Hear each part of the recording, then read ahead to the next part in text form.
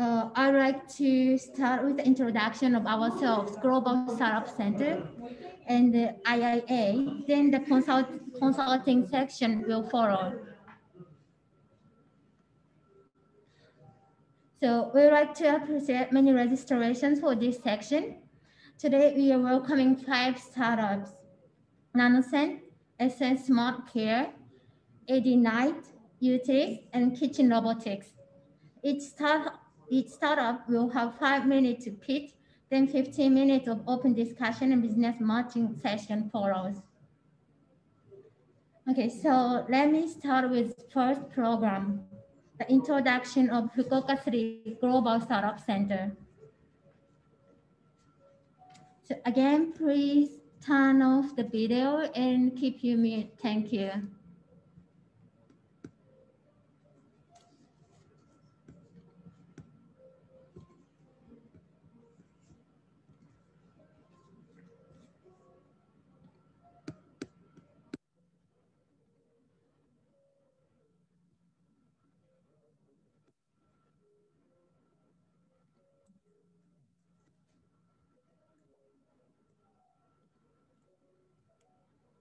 Okay. Let me start with how our partnership between Israel Innovation Authority and Fukuoka City started. Our mayor Takashima visited Israel and had a discussion with Dr. Ami Apubum, the chairman of IIA. IIA and Fukuoka City agreed to provide mutual support for startups and signed MOU in November 2019.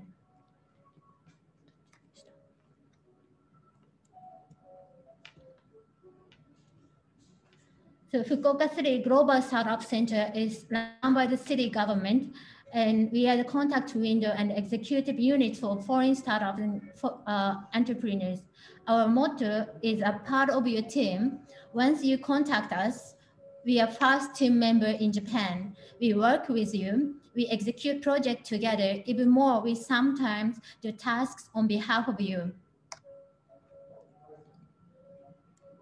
As I mentioned the MOU with IIA earlier, Fukuoka City signed such kind of MOU with other 14 institutions in 10 countries.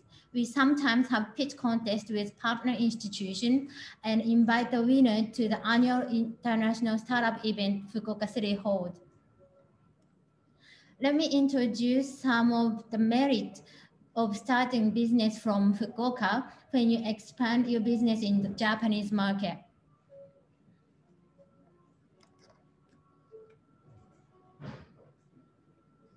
The first point,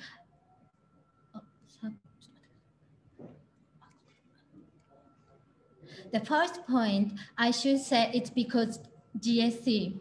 We are the one-stop support center for foreign startups run by the local government. You cannot find such organization in Japan. I'll explain actual cases we engage later. The second point is our location. Once you set up the business here, you have the market not only in Japan, it can be extended to Korea, Taiwan, and China, neighbor countries. Fukuoka can be the gateway to Asian market as well. The next point is the compactness. Compared to the big cities like Osaka, Tokyo, Fukuoka is smaller, but this is a big advantage of us. It's not crowded, less competitive, and because of that, we have strong communities. Once you get into the community, it's easier to make network. Another point should be the cheap living cost compared to other big cities. It's important for startups to save your living costs and so that you can spend more for the developing your business. I would like to remark this point as well. We are currently selected by the Japanese government as one of the candidate cities for competing to become Japan's next international financial center. The Japanese government is aware of not only our achievement in the startup field, but also the potential as a global city. So let's dig into our services, what GSC provides. Our services are very wide range and available at any stage of your business. Visa is the most important when you live and do business abroad. And startup visa provides you at least 6 months to 1 year period to do market research and prepare for starting your business here in Japan before you invest. Incorporation, since we have experience of incorporation, we can give you concrete advice and not only introducing an English speaking incorporation lawyer, we can support your tax related matters after setting up the company. In case of need, we also support marketing and fundraising, of course. We are now focusing on business matching. What I like to emphasize in our business matching, we have strong connections with not only startups, but also big companies. Moreover, we have good relationship with the local government and public organization as well. So we can arrange very specific business matching, not just introducing each other. And these business matching services are available for any startup. That means even if you're in Israel or in other countries, without having a company here in Japan, moreover, without coming to Japan, we are happy to offer our networks for you to find your potential partners. I'm sure you are now wondering the actual cases we have been working with. Let me introduce some of them. I would like to start with the case of business matching between Israel startup and Japanese company. TopKit is an agri-tech startup from Israel. They are specialized in hydroponics. We got to know them through IIA. NTT is biggest telecommunication company in Japan, and NTT Agri-Technology is the first company in NTT Group focusing agriculture and ICT. We introduced the unique hydroponic system of TopKit to NTT. Not only just arranging the meeting, we communicated both parties fluently and supported the communications and initiated to sign NDA for the first step for their collaboration. Our network is broad, so we connect with companies not only in Fukuoka, but also outside of Fukuoka if we find any synergies. Our priority is being a part of your team and find the best possibility. The second project is about localization. This is Stigo from Estonia, affordable e-bike, but we didn't have exactly the same vehicle in Japan. So that firstly, we had to find out the classification of Stigo. It always happens when you introduce something new to the market. We had to understand rules and regulation regarding vehicle. Then we found out it's classified as a motorcycle in Japan. Then we find another big problem. The biggest problem was indicator light. Original Stigo didn't have indicator light. However, motorcycle here must have them. Since the manufacturer doesn't like add new system on the existing product, we had to investigate the regulation again carefully to find the best solution with the minimum customization. Then we found out that in Japan, the vehicle with maximum speed of less than 20 kilometers per hour, they don't need indicator light. So we decided to change the maximum speed accordingly. We also find an importer for them, and now you can enjoy Stigo on public road in Japan. The next case is about finding a partner for a pilot project. IKU is a comprehensive educational platform which connects parents, teachers, and administrative. 80% of schools in Estonia are using this service, and we saw it has many possibilities in Japan. This picture was taken at the MOU signing ceremony between IKU and private education in Fukuoka. They agreed to do pilot project together in Japan. At first, IKU were looking for some schools for the testing market, but we found it unrealistic to start with many schools. We always proposed most realistic strategy, and we chose one university which belongs to one of the biggest private educational groups in Japan. Our intention was if they get agreement with the university, there is a possibility to do the trial at their group schools at elementary to high school levels. At first, on behalf of IKU, we had a meeting with the university to explain the efficiency of their services. Then we set up the meeting with ICU and the university. It made it easier for both sides to proceed discussion because we shared initial concept already. It didn't take much time to agree to sign MOU. Actually, it's been just 2 months since we met ICU for the first time. The pilot project was taking place in the high school of the educational group. This is our way of business matching, which is specific and based on realistic strategies. If you are thinking of establishing your company here in Fukuoka, here is the example case of our support. Lobo is a startup from St. Petersburg, Russia. We got to know them through our partner institution, Ingria Technopark. Their business is offering a complex solution for the implementation of the robotics, coding, and 3D printing classes in educational institutions. We had a pitch competition in St. Petersburg with Technopark. Lobo won the Fukuoka Award, and they were invited to Fukuoka for attending an international startup event. The CEO was willing to set up a company here in Fukuoka to extend their business in Japan. While he was here in Fukuoka, it was only a couple of days. We arranged a meeting with an incorporation lawyer and supported for establishing his company, Lobo Japan. Not only just supporting the setting up the company, we found them a reliable person who had experience of working with foreign startups. Now he is a representative of Lobo Japan in Fukuoka. We are also supporting the tax-related matters such as notification to the tax office and annual tax declaration and so on. The last case is one of the examples of our support to startup visa holders. French Story is the first restaurant GSC supported from scratch. The owner of this restaurant is from Hong Kong, and he came to Fukuoka with startup visa with his wife. He has brilliant ideas and plans of creating new trends in Fukuoka's food industry with using our local special ingredients. Our support for this restaurant was tremendous. We found the place, introduced an architectural designer for the interior, and we supported them to get the certification and permit to open the restaurant. Moreover, we introduced them staff to work with. So in 3 months, they could open the restaurant from scratch. I hope now you get the meaning of working as a team. If you need a first team member in Japan, we are happy to be the one. So this is the introduction of Global Startup Center.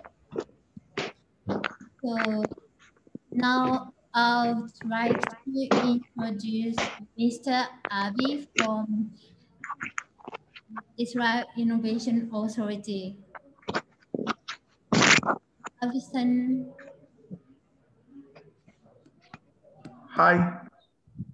Hello, Avi-san. Hello. Hi. Hi, everybody. Good afternoon in Fukuoka. Good morning in Israel.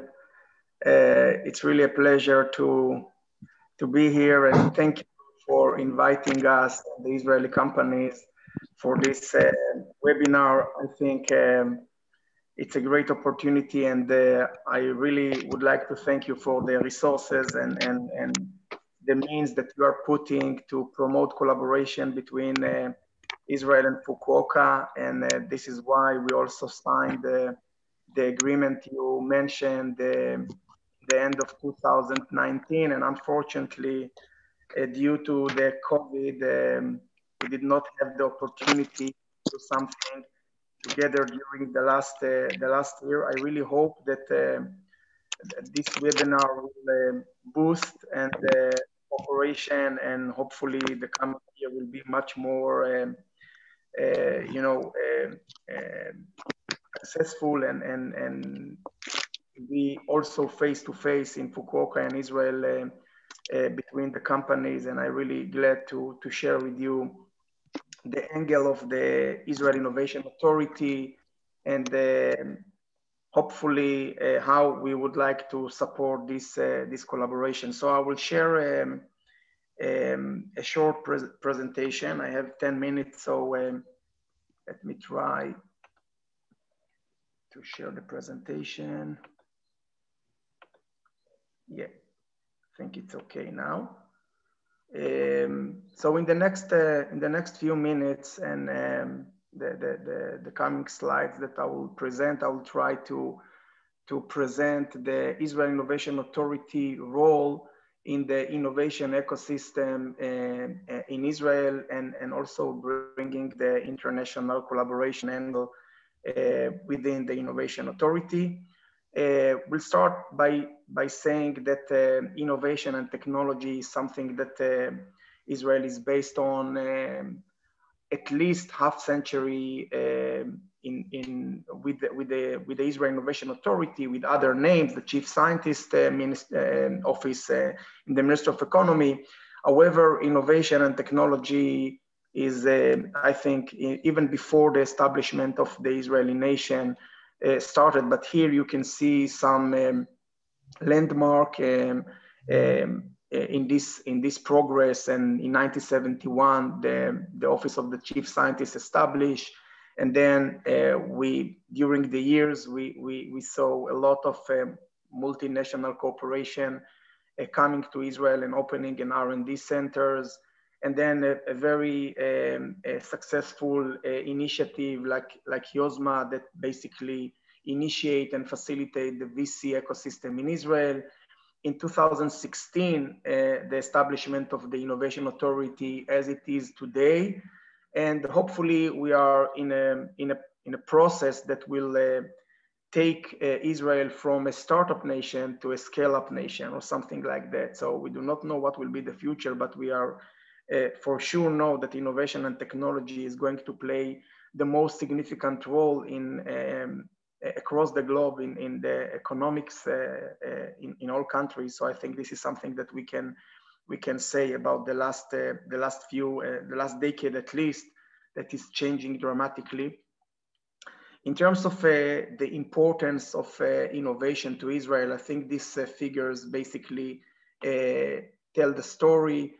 Innovation and technology in Israel, it's not another vehicle, it's the main vehicle, it's the business plan of the country. While about almost 50% of the total exports, industrial exports, is coming from the high tech, 13% of the GDP, and with only 9% of the workforce. This is a challenge that I think all the world is facing, and also Israel. But I think what it really reflects that innovation and technology is really something crucial to the Israeli health economy and grow. So this is really what we are focusing on in the Israel Innovation Authority. You can see that in the last few years, even less than a decade, let's call it the innovation ecosystem or the startup ecosystem become much more mature. We doubled the number of startups that are succeeding to reach to sales. We multiplied it by 2. The same revenues in growth companies, late stage capital raised in the last 5 years.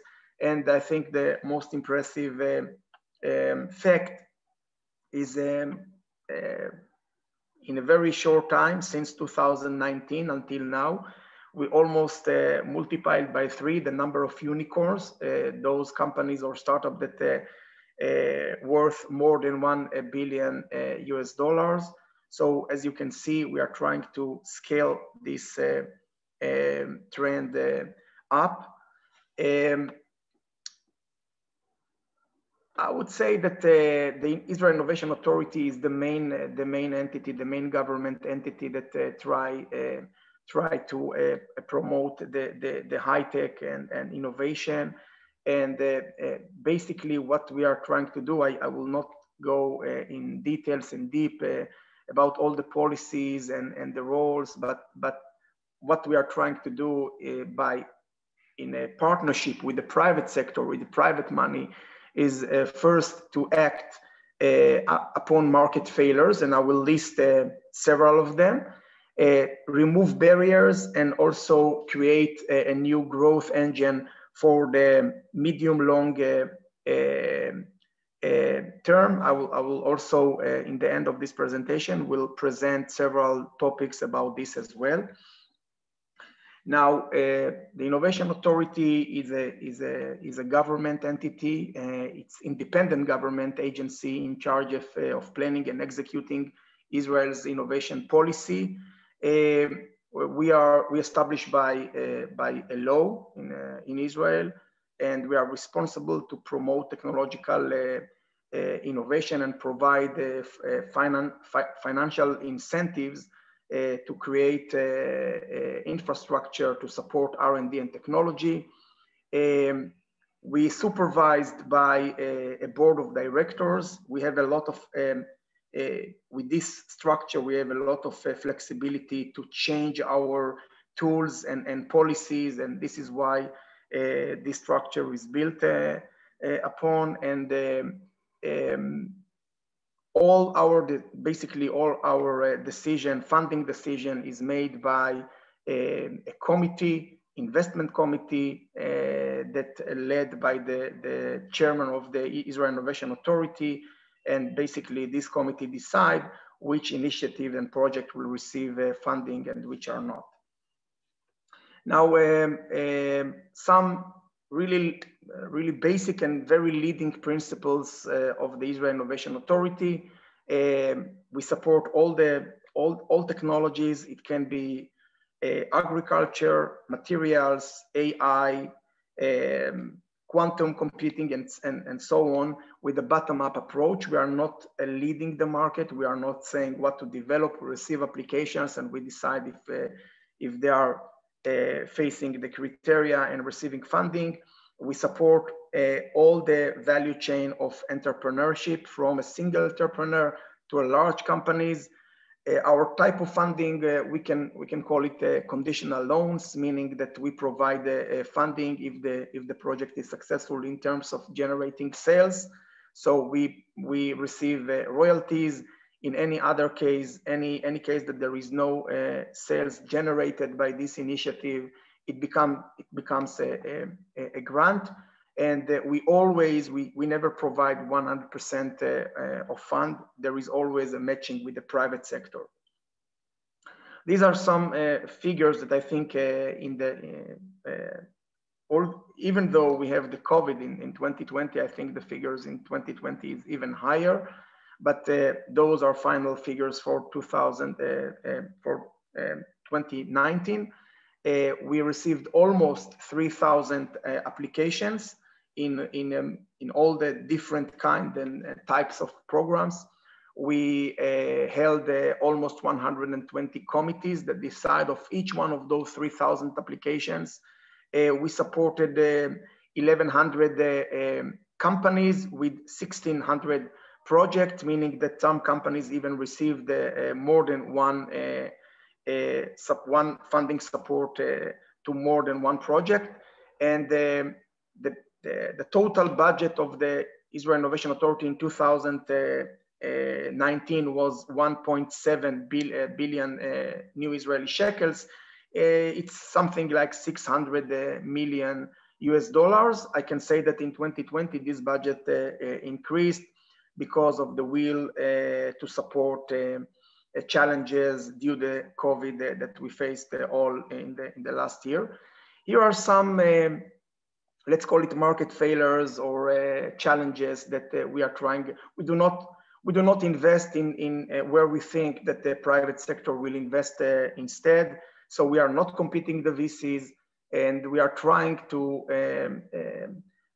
provide our support to those areas and challenges and situations that probably the private sector will not do the work alone. So there are some of them are financial challenges, some of them related to human resources, some of them related to Israel. Not all the challenges is objective to all the countries. Some of them is really you can say that they are local challenges, but some of them are really general, like early stage funding and how to grow company from small to medium and from medium to large, how to lengthy ROI sectors, how to deal with recruiting more human resources and so on.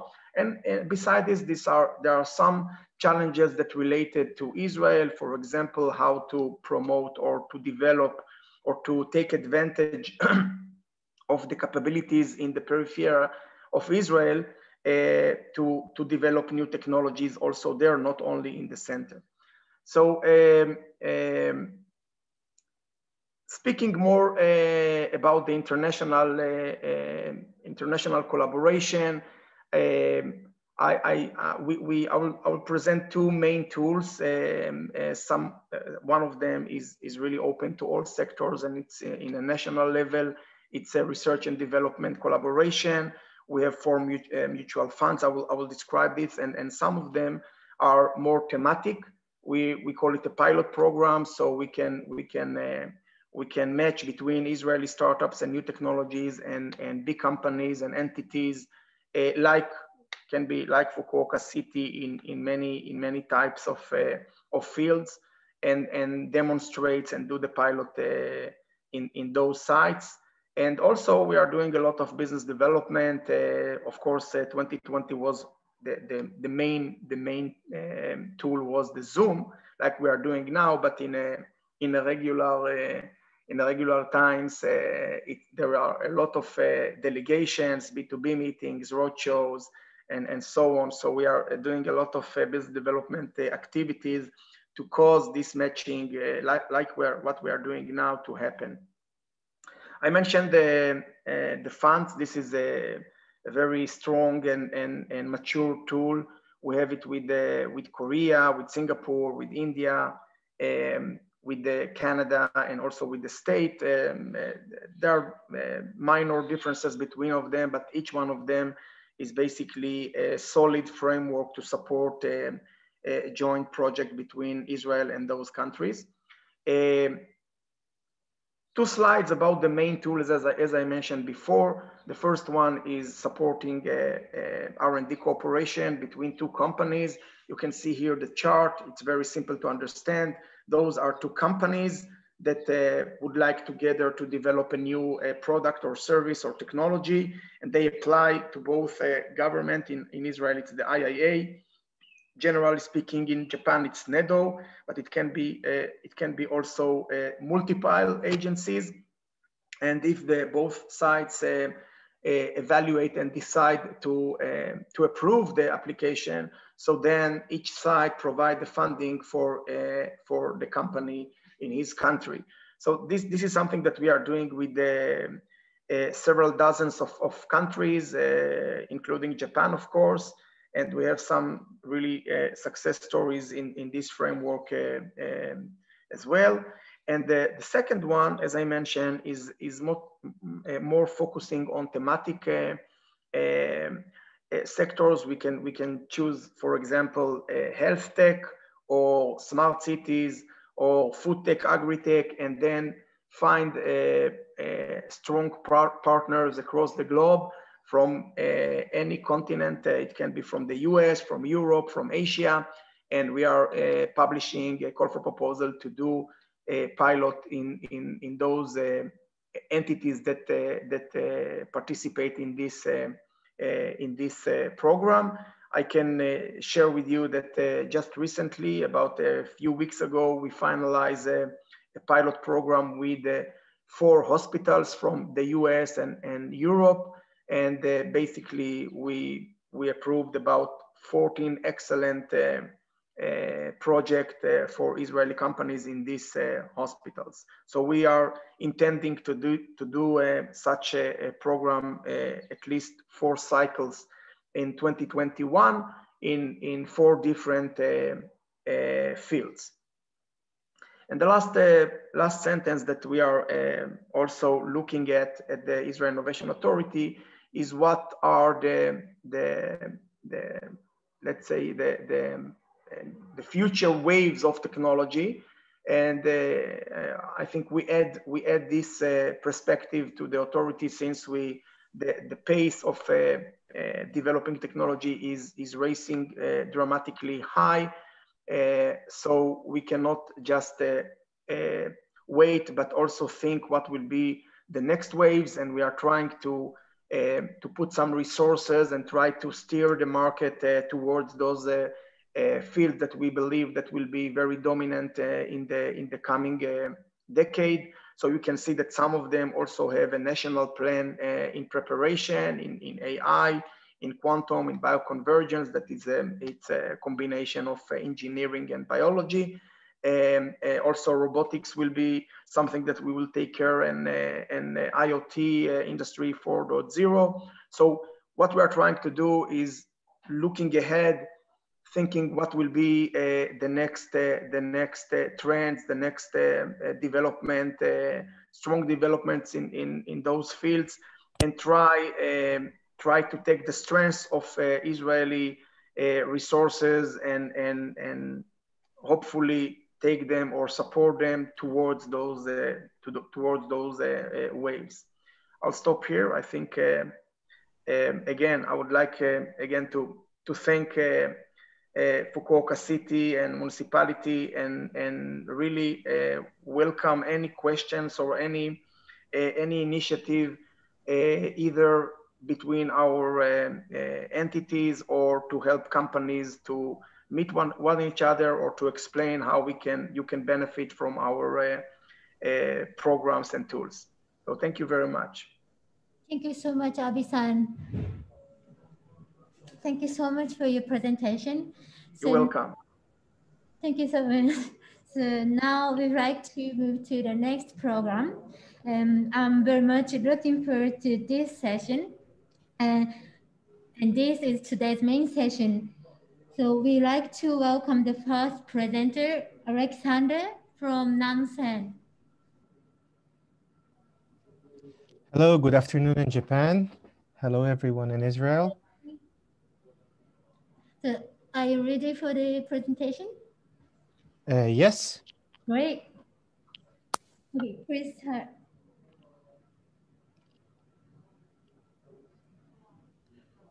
Okay, thank you very much then.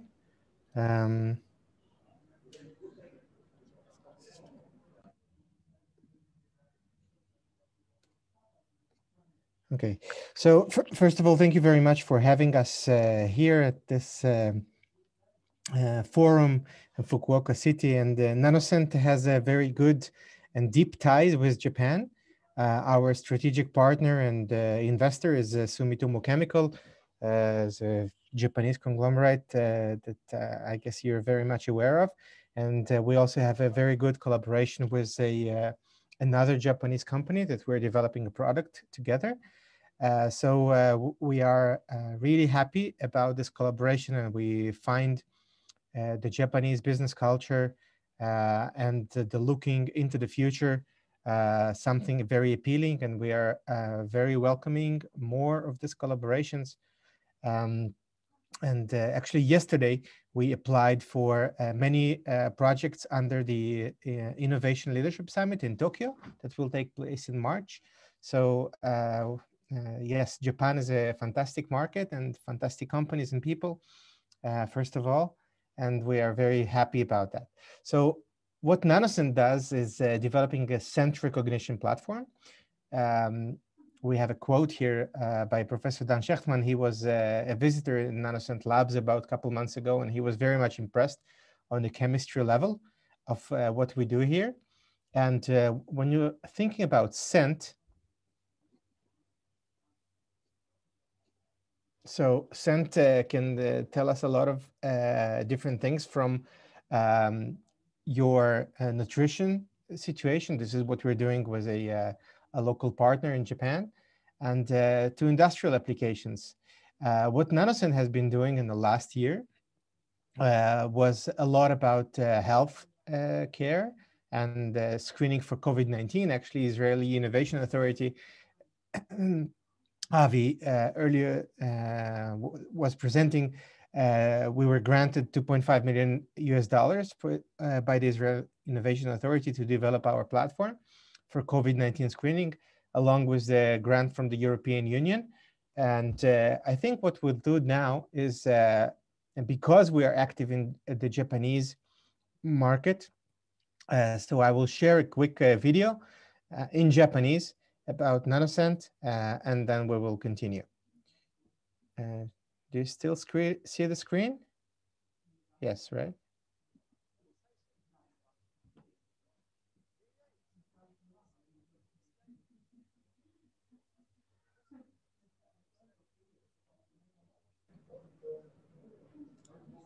We cannot hear the sound of the video.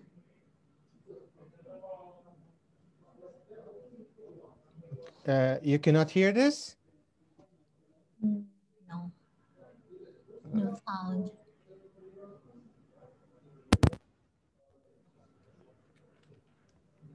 Okay.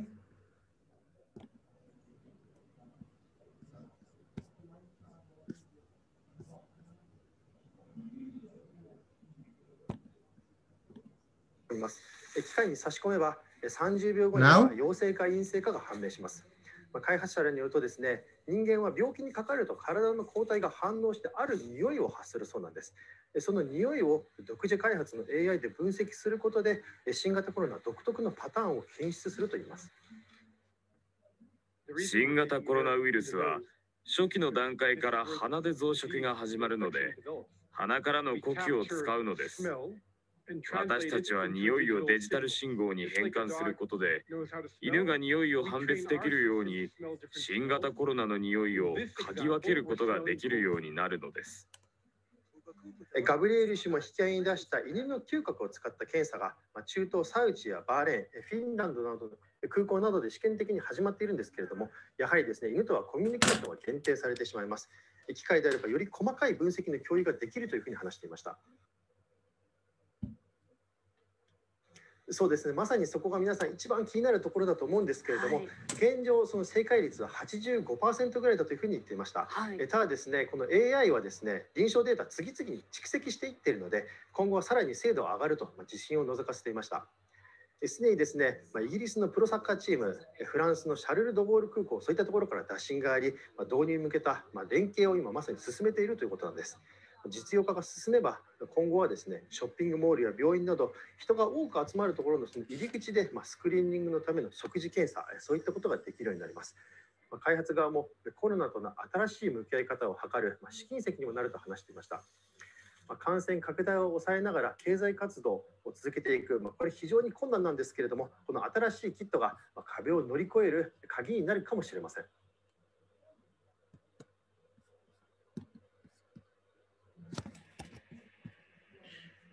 Okay.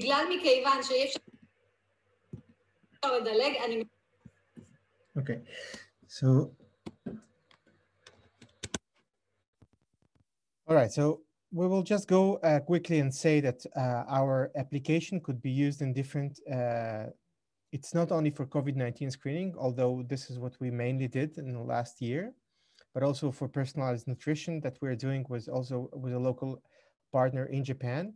And we are seeking for other applications. And what since we are producing the sensor here in Israel, so what we can also do and we can provide is data analysis tools.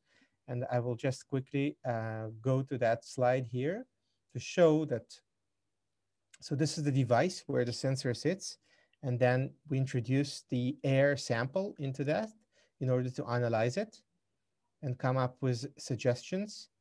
And it's all cloud-based. So after we are analyzing the results, we are uploading it to the cloud and we can push the data to the mobile phone. And VOCID, so it's a volatile organic compound identification, is a platform that you can apply for various fields, not only healthcare and wellness, but really develop a new product based on scent recognition capabilities. We believe that what we are after here is making scent readable, and this could be very interesting in various industries. And this is an example of an application we developed for our partner of how to collect samples in a toilet and then work with them on a dashboard. And the data analysis tools can examine the raw data, visualize it, and work in various ways. So I was told I have 5 minutes for presenting it, and then the rest of the time would be left for questions.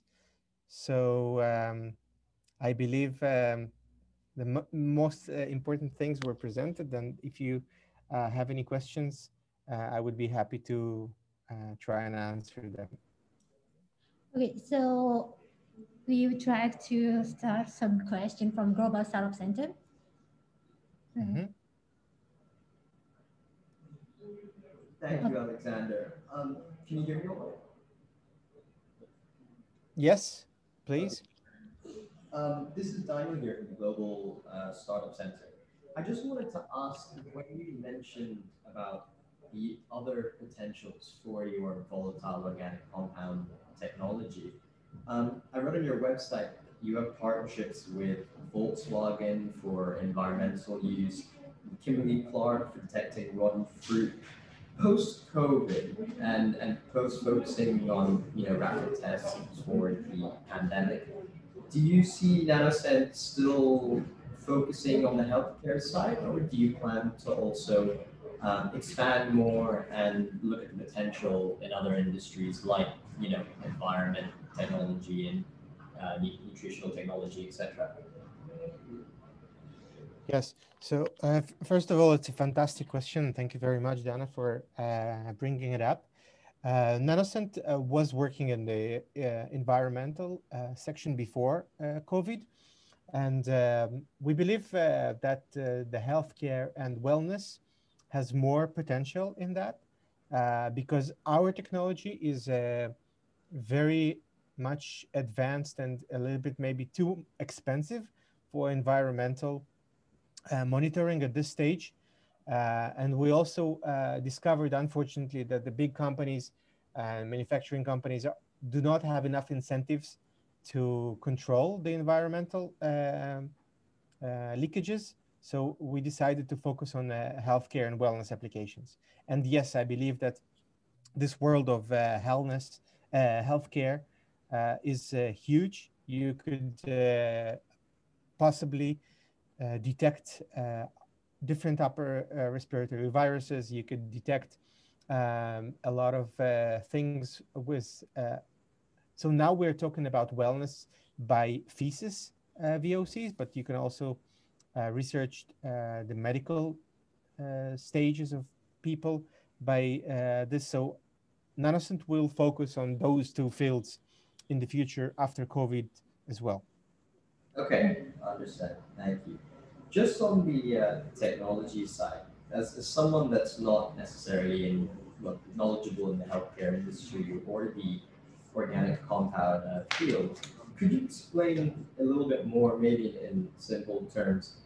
As far as I know, some gases are odorless, right? So how does your scent recognition technology kind of determine information from scentless organic compounds? Mm-hmm. So it's a very good question. Thank you very much for asking it. So we're talking about chemoresistor here. So that means that our sensor, and actually it's 12 sensors on one, as you can see here on the picture, they all interact with the scent or the volatile organic compound in different way. And it depends on the VOC, but it also depends on the chemical layer on the sensing element.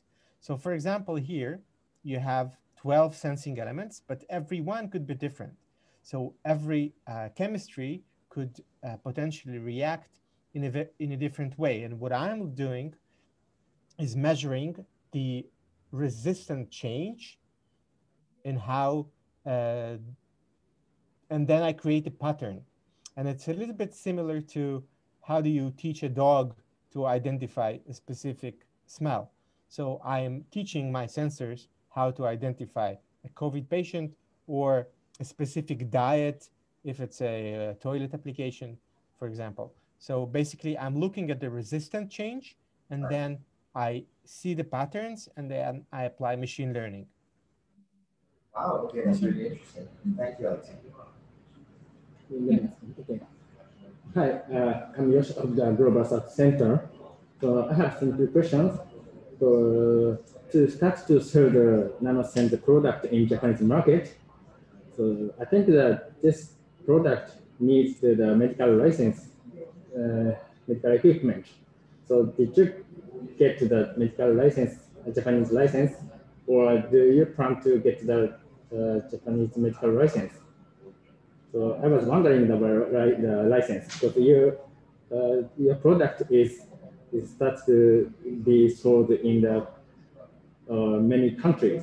So could you explain about the situation of the license? Yes, of course. Thank you very much for this question. Yes, this is an in vitro diagnostic screening, and it does need to be licensed. Now, we are in the process of getting an approval in the United States. So we applied for the EUA, Emergency Use Authorization, under the FDA. And we also are in dialogue with them about the 510K, which is the standard. We did not start a similar process in Japan yet. And our partner in Japan, Sumitomo Chemical, they will probably do that on our behalf later on. We are starting a similar regulatory path in Korea this March with the KFDA, with our other partner in Korea, DreamTech. So we still need to collect more data, to your question.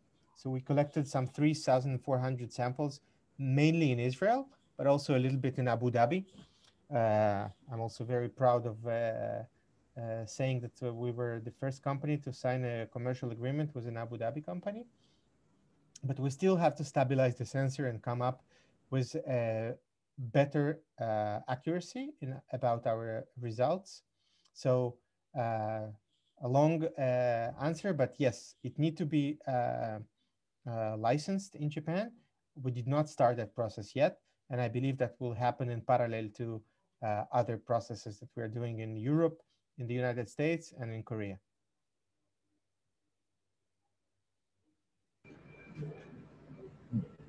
Okay, thank you for your answers. I understand that now you are collecting more information to get to the license. Okay.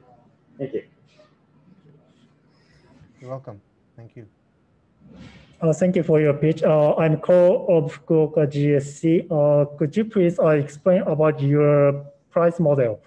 Do you use a subscription model or one-time purchasement? Could you explain about that?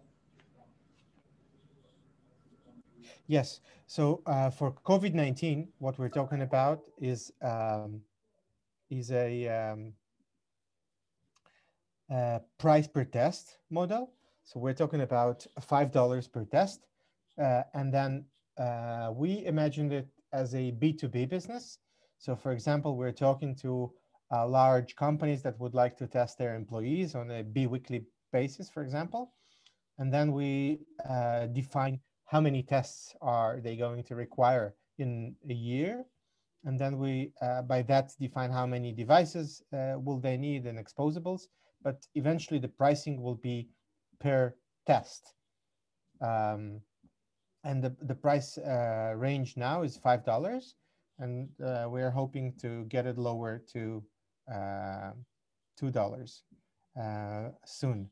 Now, I want to say that since we are developing a platform here, so for example, with our partners that developing a wellness product, so the business model will be different. And I believe that would be something around subscription and the amount of time that you will be using the platform. Hi, Alexander. Thank you for your explanation. Today we're going to talk about the business in Japan. Okay, and the first question is the partner of Sumitomo Chemical. And so they will the distributor. So what is the expectation to the GSC? We are very good at doing the business matching. But if you already have a sort of exclusive contract with Sumitomo Chemical, it's a different story. So thank you for your question. So Sumitomo Chemical do expect to be an exclusive distributor for COVID-19 screening on one hand. On the other hand, they encourage us to have more collaborations with other companies in order to develop other applications for our technology. And we are very much open for this kind of collaborations like we have with the wellness company developing a product for their toilet application. So we are seeking other applications other than COVID-19 with local companies. Yeah, I think that's a point because now we're talking about COVID-19, but your product should be applicable for the more other things like cancer, for example, right? Yeah. Yes, this is precise. We have some company in our mind, and one is a third company organized by the doctor. And I got to introduce your product to this doctor because he's also working in the hospital. I think that we can get sort of valuable feedback from this startup company. And another one is a baby big company, sort of the social company, like Mitsubishi Sumitomo. I think you are very familiar with the Sumitomo, right? And the company is sort of the conglomerate. And I think that they can find many applications. What do you think? It's okay for you? I'm sorry, I didn't hear the last sentence. Could you repeat that? Yeah, and because we are talking about the business matching, our organization GSC planning to introduce a product to some company in Japan. One is a startup company based in Fukuoka, but organized by the doctor. So then I want to introduce a product to this doctor, then maybe we can have a quite valuable feedback from this company. Another one is like a Sumitomo. In Japan, there's a sort of business conglomerate company. Sumitomo Chemical is a part of the Sumitomo Corporation, right? And so we have some connection with these kind of company, so we can discuss the detail later. But these two companies are in our mind for you to start a sort of a new connection in Japan market. What do you think? I think it's fantastic if the other company is not in the chemical business. So definitely this is something we're open to discuss. And any company that deals with healthcare is very welcome to talk to us. So yes, please.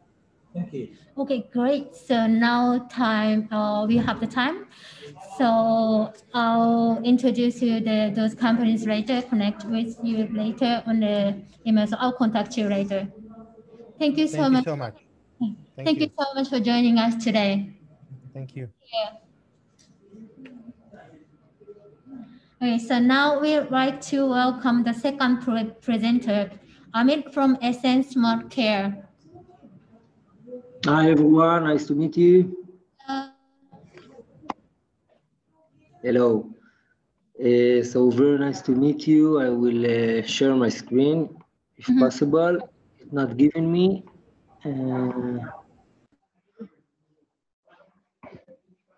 Okay, do you see my screen now? Do you see my presentation? Yes, we do. Yes, okay, great. So thanks for having us, and I will be happy to present today SN Smart Care, our company that dealing mainly for elderly care and chronic patient care.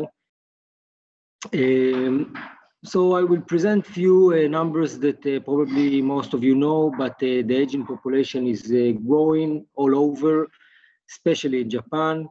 We entered this market 7 or 8 years ago with the reason to give innovation and better care for elderly person that lives alone and want to maintain and living in their house. So our solutions are mainly for home care, but also for care homes.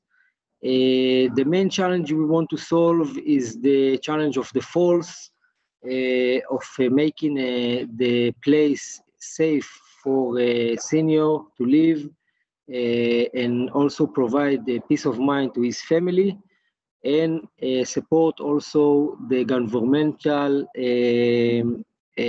fundings around this situation. So we know that falls, and this is a main challenge, and other challenge that can be reduced by technology, and this is the reason we enter this market.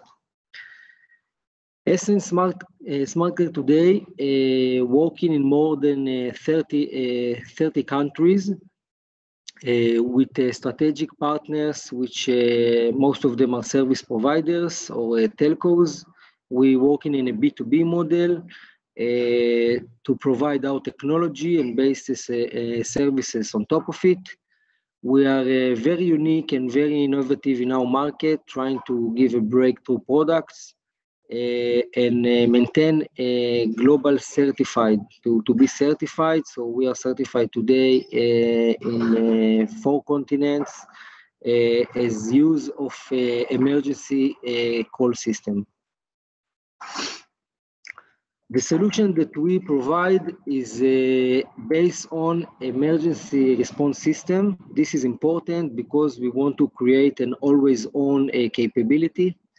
And on top of it, providing some layers that can be an holistic approach, holistic and scalable approach. All of them is produced by Essence and developed by Essence to support and give a solution per the condition, per the patient need at home. So we provided this emergency system together with some interesting alerting options by voice and by seamless fall detection.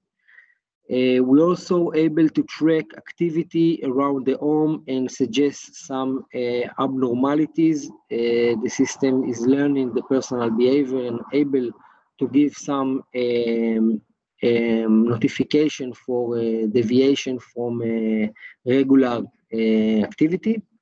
And we also able to attach continuous and on-demand vital signs monitoring to this platform. So this is very holistic platform that can be from very basic and easily grow to more and more features as a cloud-based solution.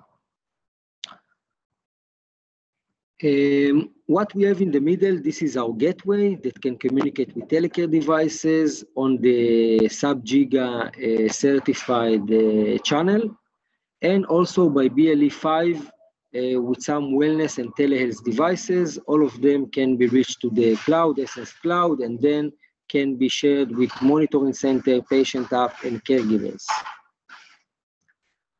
The components that we have, so the hub is supporting all kinds of communication and can be with fallback. It's important to say that this one is a certified emergency response system. There is a unique certification for this in Europe and US in order to make sure the communication is always on, and also in terms of battery failure, in terms of issues with the cellular network. So this system know how to fall back and make sure that all the devices are working and all the communication is working at the house. So we are able, as I said, to connect it with the various of devices and just make sure that in terms of emergency, we will be there and we will know about it. One of our unique devices that we launched just recently is our MD-Sense, which is a multi-dimensional sense fall detector. It detects in a fall by a battery-operated waterproof device that can sit in several places around the house and cover a room, immediately detect when a person is fall on the floor and report it to the supervisor, to the response center. The uniqueness about this device that it distinguishes between pets, it's a waterproof, it's a battery-operated device. You don't have to get mains powered. It can rely on battery for 1 year, and it's easy to replace. So it's easy to install and easy to maintain and monitor people, frequent faller, that we want to avoid the cases when they are lying on the floor for hours and hours. And to our knowledge, there is no other solution like that in the market. Other solution that we have, which is very cost effective, it's our voice-enabled voice extender device, which is a battery operated, that can work on battery for 2 years and fully waterproof, so we can be also in showers.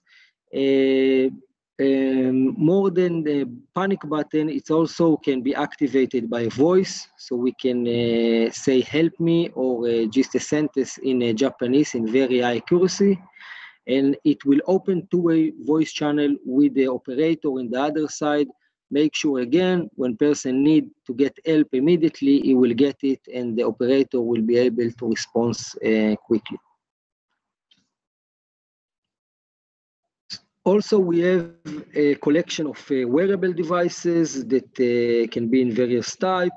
All of them are waterproof with an option for fall detection, and again, very cost-effective solution.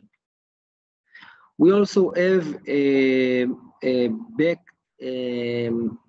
AI system algorithm that can analyze activities around the house that come in from motion detectors and door contacts, that can give a day story of a person, learn his behavior, and generate alert for abnormalities. And again, this is all coming on the same system. This is why we say it's holistic, and it can also grow to such solution, giving some interesting notification about the personal behavior, activities of daily living, and just help to monitor a person which is in risk, that living alone, and the caregiver wants to be in the picture and make sure everything is okay. Also, we're now entering the telehealth side, and we are able to collect data from third-party medical devices, medical certified devices, and be able to present them on our secure platform for the use of patient, for the use of a physician, to track on a chronic patient condition, and make remote patient monitoring. So this is also a solution that's able to be on our platform. It can connect to our hub, and also we can provide a dedicated tablet for another use. So basically, we did had some conversations with companies in Japan. We're mostly looking for service provider, health service provider, or telcos, insurance company. Till today, we was more focused on other countries. I said we're working on 30 countries, mainly in Europe, US, and Australia. And we are will be very happy to discuss with such companies and see how we can collaborate to bring those solutions to be deployed in Japan. Thank you very much. Thank you so much for presentation. So now we would like to ask some questions. Please. I'm Yoshi of the Global Research Center. Thank you for your presentation. So now your product is already rolled out in more than 30 countries. So how many users right now in the world? Yeah, so thank you for the question.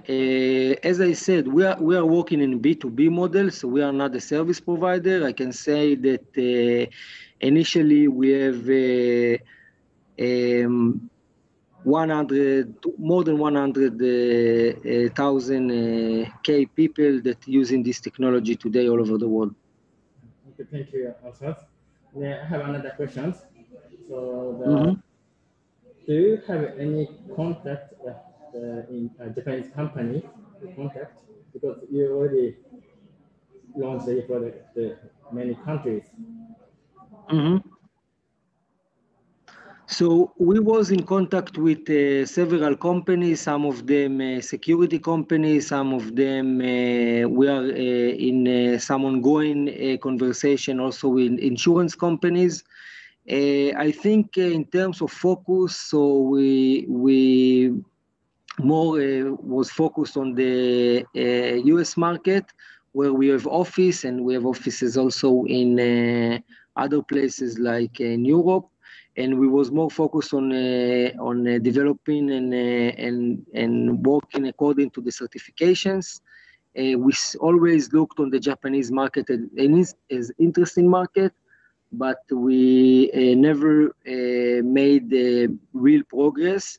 I think we have few interesting conversations, but strategically we want to look more how we can penetrate this market. Also investing in hiring local people. This is what we do in other places, and we just want to start with some project.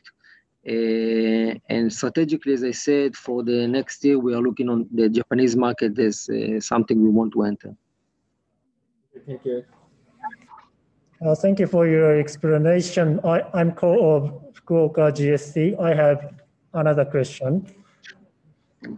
And I think we understand you are looking for the business partner in Japan market. And what kind of partnership are you looking for? And I think you have many partnerships in other countries.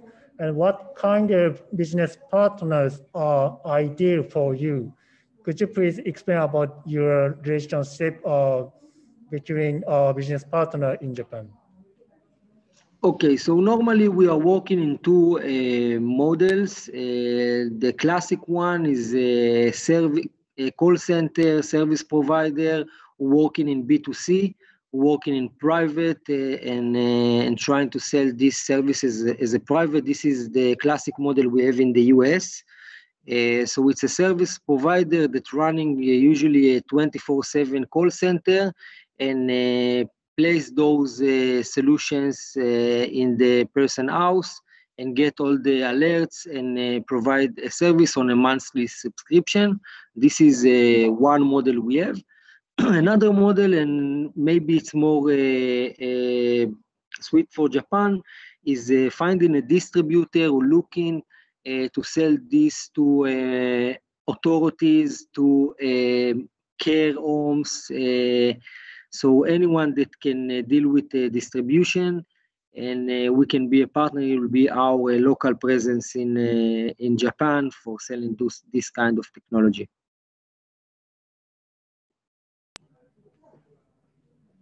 Thank you, Amit.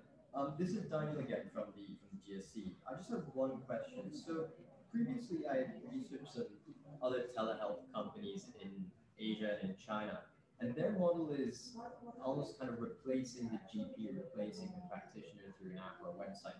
Now your company will be very different. How does your technology kind of elevate and set your company apart from these other platforms just simply trying to replace? So I think there is a few others changes and difference between Essence. First of all, we are a well experienced company. We're backed with a group which established 25 years ago. As a group, we deployed today more than 4 million our system are deployed in more than 4 million households. I think, so we are not actually a startup, we are for the long term. And I think what is, for your question, what makes us unique is in one end is the multi-service. So we are able to give a same solution with many innovation in terms of the elderly care, all the alerting, the fall detector, and connect it with LAs. So we see this combination as an added value. And once you have a system that you can trust that will be always on, so all the program, the LAS program can run better. On top of it, we keep innovate and keep adding new features and new product to this platform. And so I think, it's something that is combined. It's not only on a point solution. As combined system, we are different from others.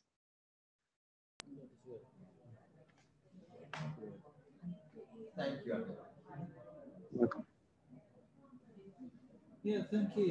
And, by the way, so your company is making the hardware and the software, right? And you are looking for sort of the sales engine in Japan or sort of the service provider. Am I right? You're absolutely right. We are the end-to-end platform. The only thing we are not manufacturing is the medical devices, the purely medical devices, which we integrate them to our platform. All the others are manufactured, developed by Essence. And actually, yes, we're looking for a service provider, mainly to be his technology partner, give the tier 4 and tier 3 support. Of course, we are open to work in OEM and just be able to deploy those solutions in Japan. The hardware is developed by your company. Hardware is owned by your company, right? Yes, it's developed in Israel. Okay, understand. By the way, I think you already have a CE certificate in Europe, right? Yes. If you come to Japan, you need another certificate for the wireless communication. It's called GITEKI. We will send the information later. And you can... Yes, we already started this process. Oh, that's great. Okay. And for the business matching, originally we are thinking to introduce the product to the sort of the elder care company. But after we listen to your presentation, as you mentioned, maybe the telecommunication company or even the sort of railway company, because the railway company is very connected to the sort of local community. And that come to our mind.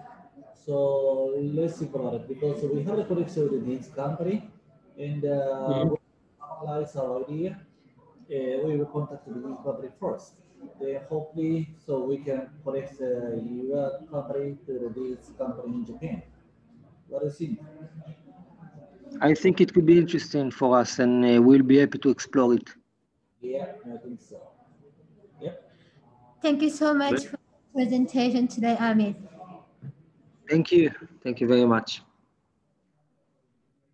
Thank you so much. And now we'd like to welcome the third presenter, Jonathan from 89.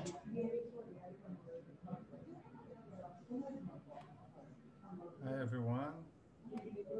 Thank you Jonathan? for the opportunity. Oh, Can okay. you hear me? Can you hear me well? All good? Yep. Can you hear me? Hello?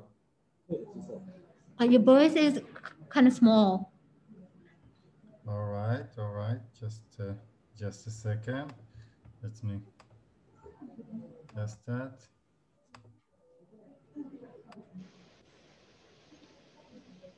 How is that right now? Can you hear me better? It's better.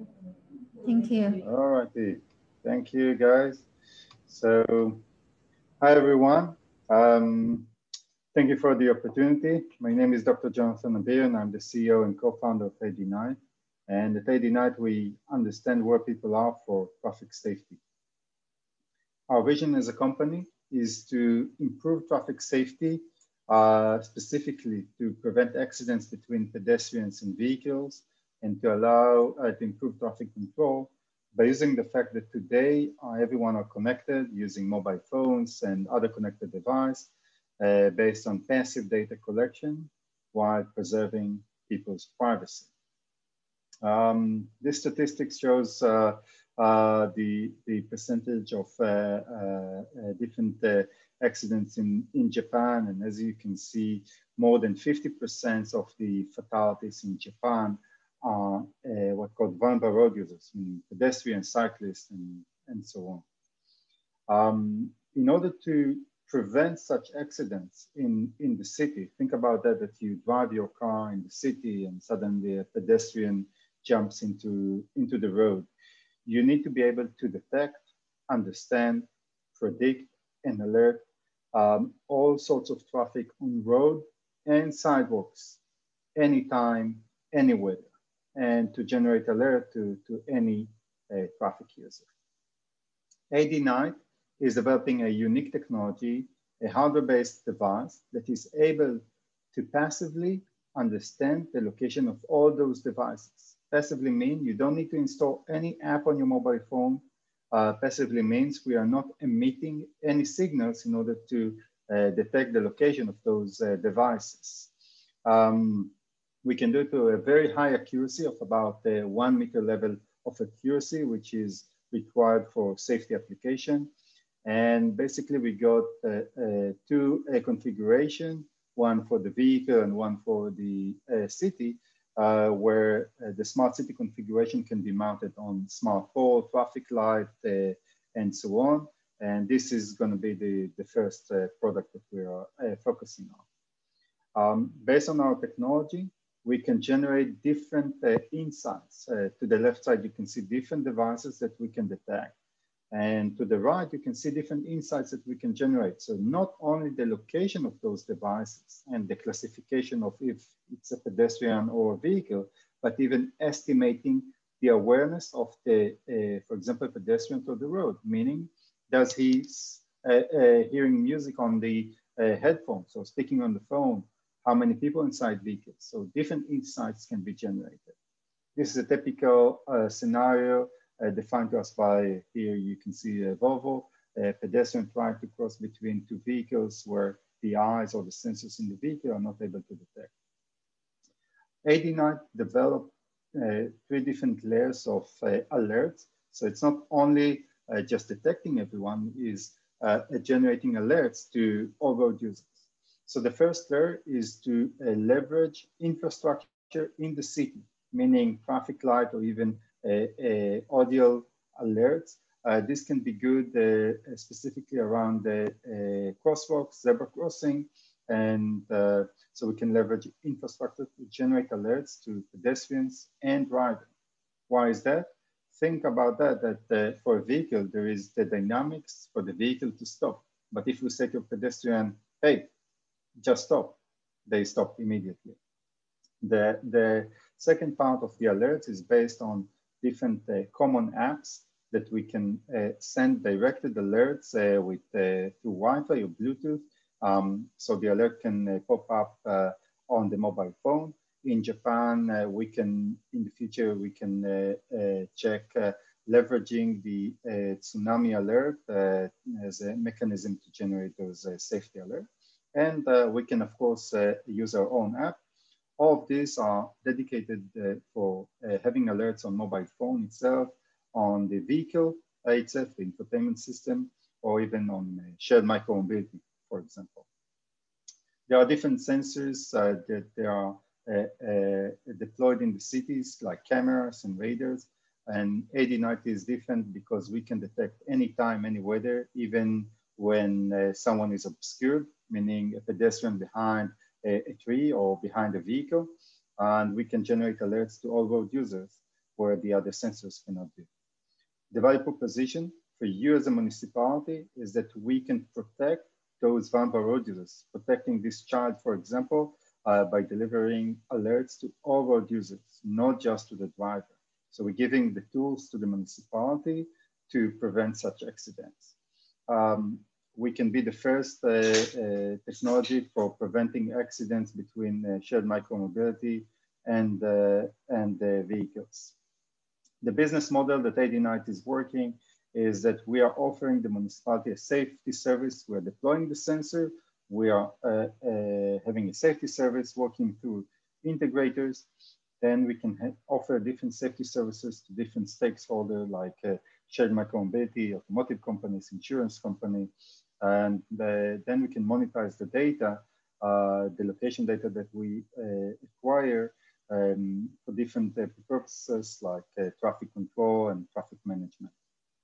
We already had a very successful POC with one of the leading automotive tier 1 supplier, and we're in the process of expanding this POC. And we're working on the pipeline with different, I would say, Japanese tier 1 and smart city suppliers for the future. We got different projects here in Israel, and we invest in IP. And I would say one of the things that we are focusing is the Japanese market, because as I show in the second slide, is that the Japanese market, there is a need on that sense. We're a group of experienced people, both on the R&D and RF, and taking a company from ID to a global company. So that's about it. And what we're looking is we're looking for smart city, which Fukuoka can be relevant for that, to deploy our sensors, and looking for joint ventures with local companies to deploy our solution and to develop our solution. And of course, we're looking for investment if that's relevant. So thank you for your time, and I will be happy to answer any questions. Okay, thank you so much for your presentation. So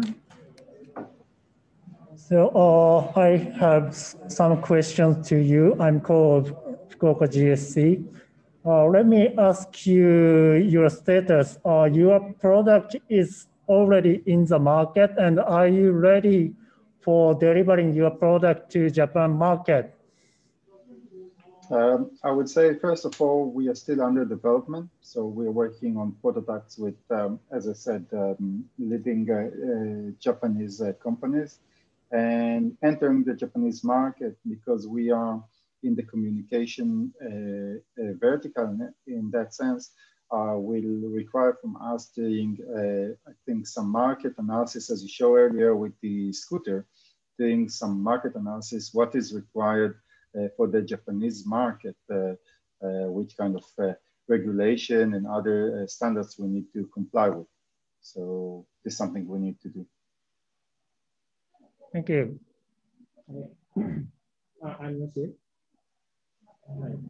Thank you for your presentation. So my question is that I understand that AD-NITE can collect the location data without installing any apps, but how about the getting the alert signal? So do we need to install the AD-NITE app? Mm-hmm. Yeah, so I would say on that I will go back to that slide, and I will elaborate about it a bit more. So in order to generate alert, what we developed at AD-NITE, we developed a different technique. One of them is that leveraging the infrastructure. If we use the infrastructure, a traffic light, a digital billboard, a digital sign, and even this a flashlight. This is something that one of the cities in Israel asked us to use. So by using that, we eliminate the effect that we need to rely on users to install any kind of app. So this is one thing that for many cases, especially around the zebra crossing, this can give the solution. However, not all the cases occur when there is available infrastructure, and not all the cases are around the zebra crossing. So we need to expand our capabilities and to offer holistic approach. So how we can offer holistic approach? The second technique that we are using, we are leveraging common apps. So what does it mean? It means we can use Waze. We offer Waze as a navigation app that we are pushing notification directly to the users based on Wi-Fi and on Bluetooth. And this can be done with other common apps in Japan. So this is something that we can work locally with the local market to do so. So this helps us in order to have a high rate of, I would say, apps that are able to receive the alerts. And the third layer is having our own app. This is specifically usually for, I would say, for fleets, or for example, if the city gets their own vehicle, so having the app on the vehicle itself and so on. So I hope this clarified the solution. Thank you. So do you have any targeted size of the city when you do the POC or for the actual product? Or can you ask again, please? Do you have any like the preferable or targeted the size of the city? No. For us, the size it's not important. It's important to have a city that is would like to invest in that. But think that investing in such a safety system, there is benefit for us. The size doesn't matter. Okay, thank you. Thank you, Jonathan, for your presentation. One question that I did have was just on, because I guess the technology is Atlas in a sense, right? So how do you guarantee users, and how can you educate, I guess, the population of the city that their privacy is not being infringed on by using the 89 technology? Mm-hmm. So it's a great question. It's a big issue today, and we see privacy is a big issue whatsoever. And if I will go back to this image where you see those cameras deployed in the city, this is the main concern. That people see these cameras, people are feeling unsafe in a way. The thing is that what I always say is that 89 doesn't have any information, any personal information. So it's not that we know your name, we don't have any personal information. So it's like, in a way, when you go to a retail store and there is a counter that counts the clients. So this is something like this. We don't have any sort of information. We don't have the ability to have this kind of information whatsoever. Understand. Okay, thank you.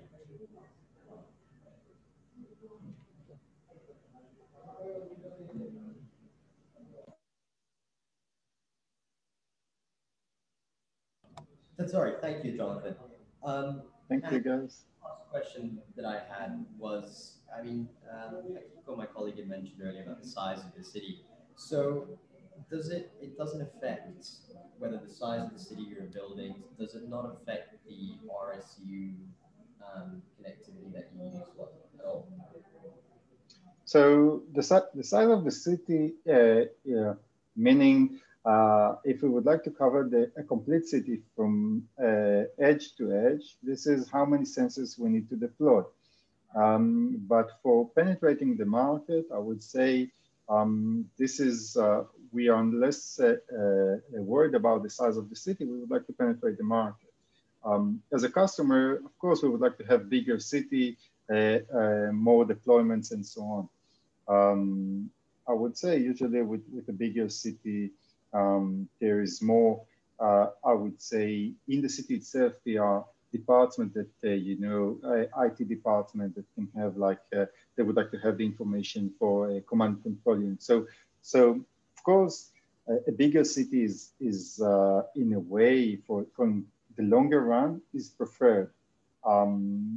For penetrating the Japanese market, this is for us, I would say, less important, and it's more important to start working in the Japanese market, understanding the local needs, where sometimes with a small city, it can be easier to do, where in a big city, there are so many departments that you need to, in the municipality itself, so it can be a longer process sometimes. So. But for the deployment side, of course, the bigger the better for us. We would like to sell as much as we can and to save as much people's lives as we can. Right? Of course. Thank you. Hi, Jonathan. And now you're running some POC project to the city in Israel, right? Correct. Can you show me the slide named name city? Yeah. I cannot see, but all right. How to pronounce it? Kufarsaba? Yes. So, yeah, Korsaba. Yeah. Can you give us some idea about the population of the city? Mm-hmm.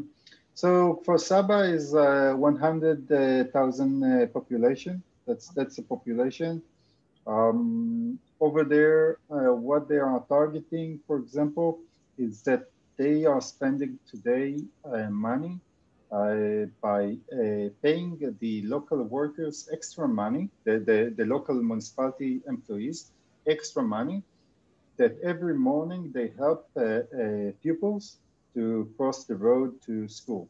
So this is what they do. So what happened when the school ends, when of course outside of COVID effect, is that they don't have any possibility to support the pupils. So the idea is that deploying AD night sensors around school area will allow them to have 24/7 safety services to all the pupils around school. So this is one, I would say, one scenario.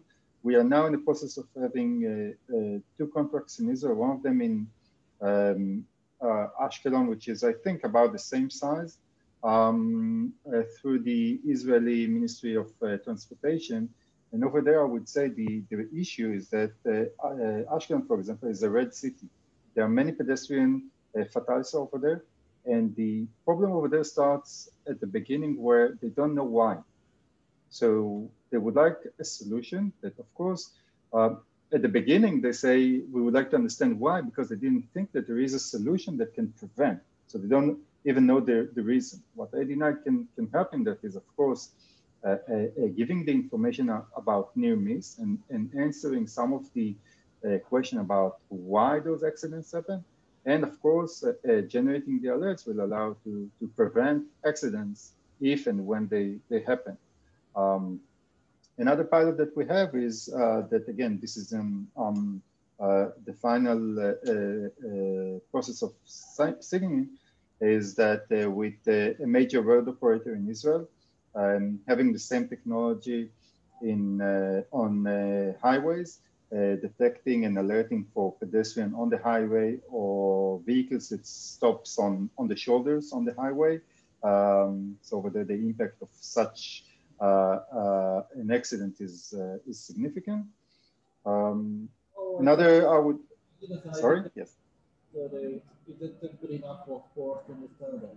And my question is that maybe in Israel, so you can directly work for the Fukuoka city because the company located in Israel. But if you do the same thing in Japan because the company located in Israel, how do you do that? Can you give the idea what kind of company do you need to proceed a POC with, let's say, the Fukuoka city government? Yes. So I would say, first of all, we can work directly with the municipality, but this is something that we less prefer that because we believe that it needs to be done with local partners. So the local partners that we are looking, and it's the same in Israel. So the first place that we did it directly. The other projects that I mentioned is through other partners that helping us. And the partners can be from different verticals. It can be partners that deal with traffic lights and traffic management. I will give an example, Koito Manufacturing, I think holds about 30% of the Japanese market that we've been in touch with them. So this can be a company that can help us deploy and do that. It can be an IT company. So it can be a company that deals with, I would say, roads and infrastructure building. So we are quite flexible in those companies, but they need to be companies that already working with the municipalities and understand the business with working with municipalities in Japan, because it's a know-how. You need to know how to work with local authorities. All right, and there are too many options, and sorry if it's a bit difficult to make a conclusion today. And but let's just talk to some of the telecommunication company first, okay? And also, yes. Koito is a manufacturer, right? You mentioned the name of the company, Koito, or not? Koito, yeah. I give it as an example that we met them a few times here in Israel, and we know that they are interested. So with them we're already in touch, but there are corporates. We can do it with local one, or smaller one. Manufacturing is one thing, and so the POC is another thing. And for us, and maybe it is a little bit easier for us to think about how to put the POC. Okay, and we'll get to some telecom company here. They'll come back to you. All right. All right. Thank you so much, Jonathan. Thank you, guys. Thank you. Have a lovely day. You too. Thank you. Okay, so now we'd like to welcome the first presenter, Jonathan from Utrecht. Good afternoon, everyone. Thank you for this. Thank you for this opportunity. I'll share my screen in just a moment and start talking to you about Utilis.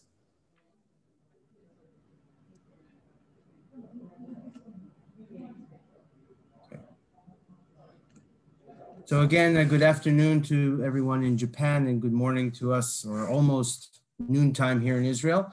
We'll be talking today about Utilis, which is a company that uses synthetic apparature radar, or SAR, in order to analyze subsurface moisture in order to supply actionable data for many different types of decision makers, if it's municipalities, water utilities, governments, etc. What is it exactly that we do? Utilis offers solutions to water utilities in the fields of leak detection, condition assessment, exfiltration management. We offer solutions in the transportation infrastructure, trying to assess risks for landslides and geotechnical failures. And we also supply subsurface mapping applications for ground engineering. How does all this work? What's the technology? So, we use a SAR radar, which is on a satellite. The satellite is 700 kilometers above Earth, allowing us to orbit very quickly and cover every point on Earth, roughly every week, being able to have full coverage of the globe on a very regular basis. Also, the 700 kilometers above gives us the opportunity to take a very big snapshot. Being able to see thousands of square kilometers all at once, finding the subsurface soil moisture or salinity levels in the ground can give us a lot of insight with regards to what exactly is going on there and how we can prevent disasters or other such troubles to happen. The specific frequency and wavelength that we use allows us to penetrate the ground, whether it's regular ground or concrete, asphalt, anything like that. Our patented processes and algorithms also allow us to differentiate between the different types of water that are in the ground. So we're able to see if it's groundwater, rainwater, potable water, wastewater, etc. And also work within urban networks. So when you have, or how exactly does this technology work in a nutshell? The radar, as I mentioned, is 700 kilometers above ground. An electromagnetic pulse leaves it, goes all the way down to earth, penetrates the ground and collects information. What's the information that it's collecting? It's collecting information about the water, okay, or the moisture that's in the ground. How does that happen? When two elements in nature touch, they have a chemical reaction. So when water, doesn't matter what type of water, touches, okay, with soil around it, it has a chemical reaction. For every two elements that have a chemical reaction, they have a unique electrical output, or what we call a dielectric signature. That's exactly what the SAR is very sensitive to, dielectric signatures of substances or moistures within the ground. Again, with the ability to differentiate between the different types of water, we're able to give actionable information to the decision makers. So how is this commercialized? Or what does this do? We're able to find potable water in the ground. Maybe some of you know, between 70 to 80% of the leaks that happen in distribution networks in our cities happen underground. They don't surface ever. And it's very difficult to find them. And the processes that water utilities have today are very, very difficult in maintaining and lowering losses. By being able to take thousands of square kilometers, assessing the situation, but zooming into very high resolution in order to tell the utility people exactly where to go to pinpoint the leak so that they'll be able to find and fix leaks faster than they reappear. Using the same technology and reanalyzing the return signal of potable water or wastewater, we're able to create a condition assessment map, which gives decision makers and asset managers the tools that enable them to make smart decisions with regards to their annual replacement plan, or how to deploy their assets, where to send teams for investigations, diggings, and fixings. Also, exfiltration of wastewater has a very huge impact on our environment. Today, there's absolutely no technology that is able to capture the entire wastewater network and tell you where there are exfiltrations and how it can be addressed. Our technology looks to take an entire city, an entire region, an entire state, an entire country, and give this kind of information to the right decision maker. Water, as I mentioned, also has a huge impact on the infrastructure. If it's on the roads and railroads or bridges that we go on a day-to-day basis, things like block drainage or the erosion and corrosion of the infrastructure is something that happens all the time. High moisture on mounts and cuttings will create landslides, okay, and will create deterioration within the roads. These are things that can be found in advance. Currently, this information is not very much available. They have other information that they're working upon. Like anything, we're bringing an efficiency tool into an existing market where they have some tools that are limited, and obviously landslides continue to happen till today, and we would like to help reduce them. Also looking at ground engineering as an example, using the ability to find subsurface soil moisture will enable us, for example, to have an early identification of seepage or piping in dams that will reduce the chances of environmental disasters. Okay, if we're talking about tailings dams in mining industry or any kind of other industrial processes, but also water reservoirs that are losing water due to piping. This can be identified using remote sensing without anyone going to the ground, everything straight from the sensor to our software and in Tel Aviv all the way to you in Japan. with no added investment in CapEx or putting in sensors or anything like that. Seasonal monitoring will allow early intervention and possibly save lives with regards to landslides. Landslides tend to happen in the rainy season. In comparison to what most people think, the literature shows that the heavy rains or ground movement is just the last step, and that if we're able to find the existing water content and combine it with information such as slope angles and soil types, we would be able to find areas that are prone to landslides and be able to potentially prevent them from happening over a period of time. And again, being able to take a huge scale, okay, of thousands of square kilometers all at once, and being able to zoom in to very high level of information. So in short, why Utilis? Utilis is the only provider of L-band SAR analytics, and we deliver high resolution spatial information about water and salinity content, and it can be overlaid any infrastructure to create proactive programs that will help save time, money, and our planet Earth. Utilis has worked for the last 5 years already in over 40 countries with 350 different customers. The majority of our business today is in the leak detection or water utility business. That just happens to be where we started. But our 2 new applications for ground engineering and transportation infrastructure are growing much faster than the water utility business has ever been, because the requirements are much, much higher and the risks are much, much higher. Looking to help our planet with resiliency and helping withstand with the SDGs, Utilis is supplying actionable data to companies all around the world to help them live a better life. Thank you.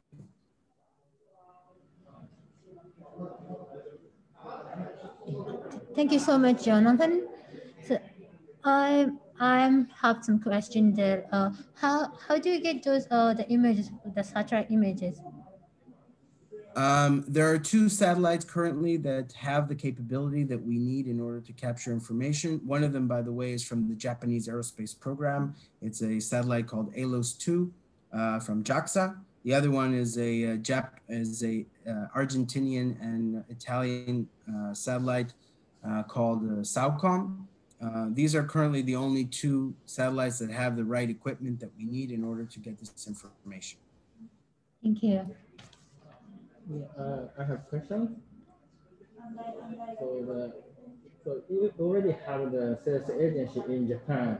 Could you explain the current situation in Japan? In Japan, currently we're exploring our commercial approach. We've done a few projects in the past with regards to leak detection in a few cities around the country. That being said, it was done almost directly based out of an idea of innovation and with very little follow-up. So it didn't turn into anything substantial. We're looking to find a partner who will be able to take us either some of the verticals or all of the verticals of our technology and bring them to the right decision makers in order to move forward. We believe that we have a lot of value propositions that could fit very well with customers such as the highway companies in Japan, Japan Rail. We were part of the competition, Japan Rail Innovation out of Osaka. Unfortunately, we didn't make it to the top, but maybe that's also because we didn't have a Japanese partner there. So other than, yeah, we're looking for new partnerships and we're trying to find the right one who will be able to bring us to the right people. Okay. Thank you, Jonathan.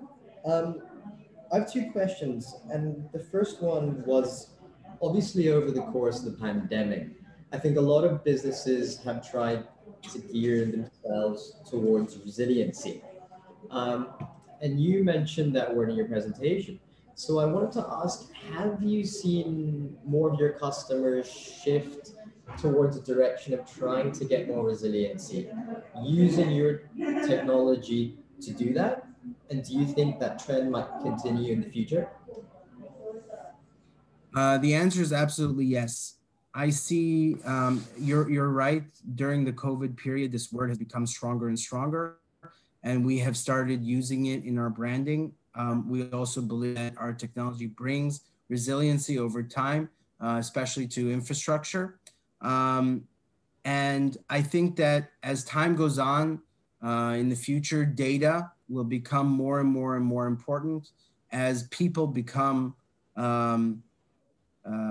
let's say, companies will become much more data focused in trying to become better at what they do, because as of today, they don't have enough capability, and they will have to rely, and as time goes on, the infrastructure will continue to deteriorate, and they'll have to rely on better data in order to make better decisions so that they don't start wasting all of their money on reconstruction. Right, understand. Now, following on from actually that comment on data, on your website, I saw you had you had advertised or put on almost software systems. You called it UView and UCollect. How might that incorporate into your system and in your product in the near future? So we found that taking our information and bringing them onto a digital platform continues the same line of building resiliency, whereas the data is managed in a way that allows data to speak instead of people's thinking. Not that I think that what people have to say is wrong, but a lot of the times what people say is very subjective, and only when you can see data and numbers in front of you will you be able to make the right decisions to build on that resiliency. And we found that, especially in the water field, but this could be also, that just happens to be where we're most familiar with. But overall, I believe that the more data focused we become, the better decisions we'll make and the more resilient we'll become. And our online applications only strengthen that point by allowing real-time information to be seen by the decision makers, statistics to be reviewed, et cetera, instead of Excel files that no one has the patience to start setting up. So we have the ability to use dashboards and whatnot in order to deal with that. Great, thank you, Jonathan. Hi, Jonathan. And I have a question, because you are saying that there is a couple of solutions for the different industry, but why you are focusing on the water leaking detections?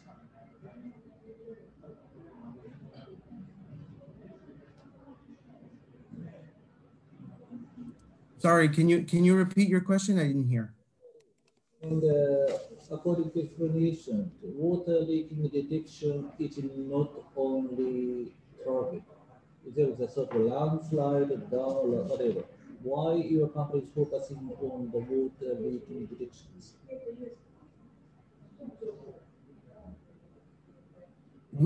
Our company started by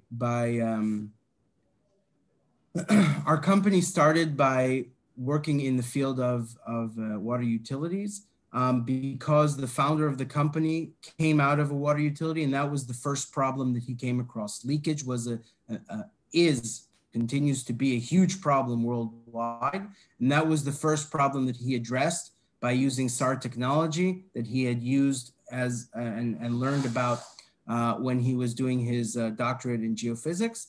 But we have since then seen that or received feedback from the market that there are more and more companies around the world that need this kind of information. And we've developed the same kind of technology into other applications, going into landslides, infrastructure, dam assessments, things like that, where the existence of subsurface water is very hard to indicate, but crucial for the, again, I'm going to use the word resilience of the infrastructure over time. I think over the New Year, the huge water leaking happened in Japan, and it took 3 days to fix this problem. And I can't hear you. Sorry. Can you say it louder? Over the New Year, and in Japan, this water leaking problem happened. It took 3 days to fix this problem.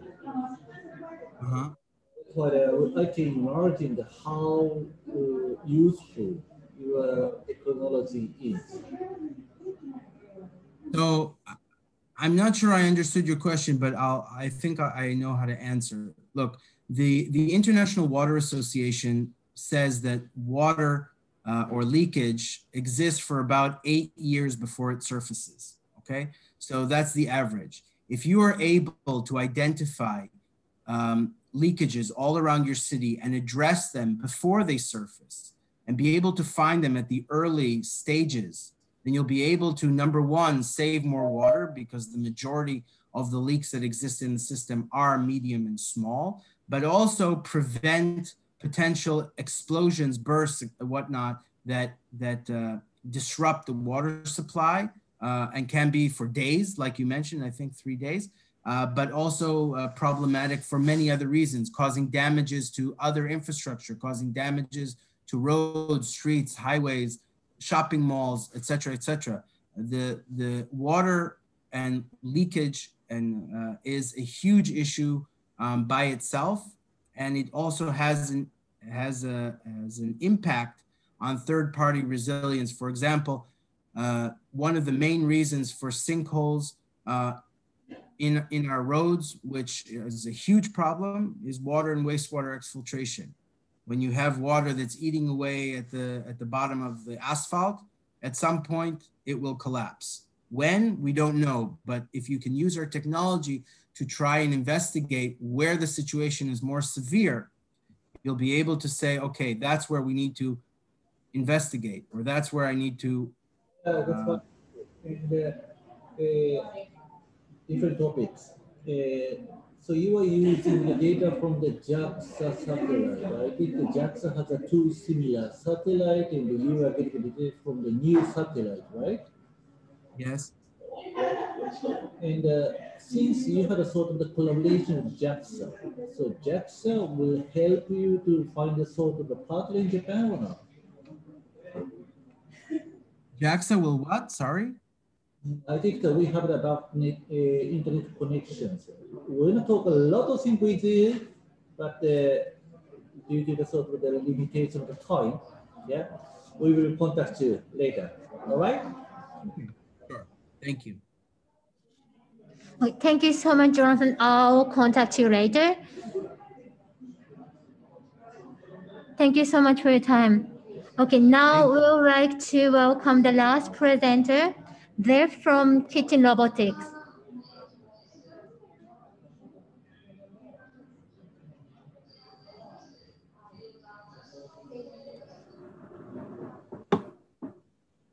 Hi, can you see my screen?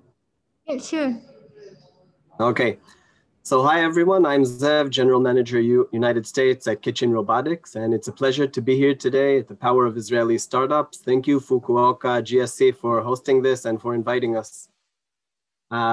Kitchen Robotics was founded 2 years ago, and within that time frame have managed to design and are implementing now the first robotic dark kitchen solution. Let me introduce our solution, the Bistro, with a brief video.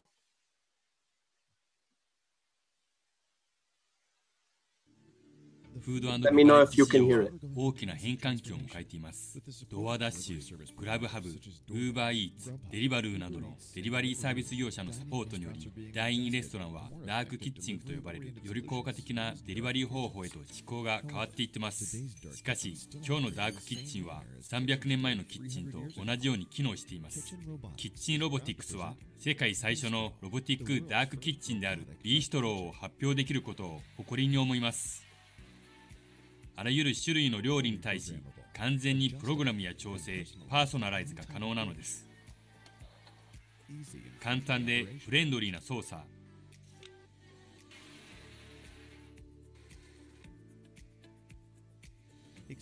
AI を搭載した広範囲なクラウドベースのオペレーティングシステム、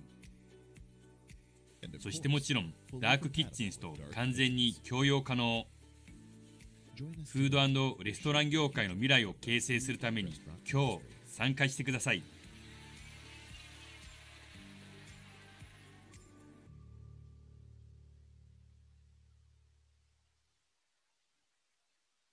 Okay, so this is a newer version of the robot you saw in the film, which was taken several months ago. We've come quite a big distance since then. This is our bistro. It has a very, very minimal footprint. It fits within a 20-foot container, and so is a very, very good solution for food trucks. And the minimal footprint allows it to fit very well into restaurants or dark kitchens, any place. There are 4 distinct areas of the robot. The first is the collection area, where all the different ingredients are placed in the pot for cooking. From there, it goes up to the cooking area, where we have 4 induction units for simultaneous cooking. Once the dish is prepared, it rolls down to the serving counter, where the kitchen worker can either pack it for takeaway or dish it for service in a restaurant. The pot then goes into cleaning and is automatically rinsed and cleaned after every single round. Now, it's very important to mention the global market for dark kitchens, and I'd say 2 interesting quotes. The UBS Bank estimates the global online food ordering will grow to 365 billion by 2030, while the cloud kitchen industry is expected to reach over $2 trillion by 2026. So this market is really exploding, and it's quite interesting and challenging for us to be part of this global market. I'd like to mention a few important points regarding the bistro solution. First of all, it's a very, very low CapEx expenditure, and onboarding or training of new employees is very, very simple. We only need 1 or 2 employees to run the bistro at any given time. And so for any standard restaurant, this actually reduces the employee count by over 50%. Much of the brains and all the smart behind the bistro is actually in our software. It integrates with the takeaway DSPs, handles supply ordering, recipe databases, order prediction, timing, waste management and prediction, and so much more. It's really, really an excellent solution. Now, consistency is a very important point, which is raised by almost all of the chefs we consulted with globally. Having the same dish taste the same no matter which shift it is or who is in their kitchen, or even if it's at different branches of the same restaurant. So with the bistro, we have that solved, and we have consistency between branches and dishes. Hygiene, of course, is a very, very important topic, which has received a great boost due to the COVID pandemic. And as I mentioned earlier, this is a nearly touchless cooking experience, and the pots are hygienically cleaned after every single round of cooking. Diet, of course, I would also point out, all the food is prepared fresh on the spot, made to order, and can be adapted to different health restrictions or dietary restrictions, for instance, allergies or low sodium, etc. So a few milestones I would like to mention. At the end of 2020, we opened our US assembly plant and are currently producing our first units there. We will be beginning the pilot phase this month in the United States. And these milestones are quite important to us. It has been a great, great challenge achieving them during the COVID with a lot of remote work. And so we're very, very proud of ourselves that we've made it so far. Regarding GSC, I'd say that R&D cooperation with Japanese robotic companies would be very interesting for both sides. One of our future milestones is APAC market penetration. And we think that the GSC could have a big part to play there as well. And of course, partnering with Japanese companies for distribution in select territories. So that's it. My 5 minutes are up, and I'd be very happy to answer any questions that you may have. Thank you for your presentation. So with your kitchen robot, what kind of dishes can you make? Okay, so the robotic kitchen, the bistro, handles several different cuisines. And basically, I'd say that imagination is the limit here. Right now, it's geared towards Italian, Asian food, Indian food. So any types of dishes that would fit into one pot cooking. For example, pastas or stir fries or rice dishes of different kinds, curries. Okay. I have another question. With your technology and with your robot, what you cannot cook with your technology? That's important point for our understanding. Very good. At the current state, we do not have, for instance, a deep fryer. Okay, so we cannot prepare chips or French fries or fries of that type. But we do have future plans to integrate that as well. And we have a lot of ideas for the future generations of the bistro, and basically challenge us with cooking ideas, and we'd be happy to comply. Okay, thank you. Also, I have questions. Before using the... Could you speak up a little closer to the microphone, please? Before using the kitchen robotics, the staff have to prepare some ingredients like the cut, the slice, the ingredients. So 100% automation, right?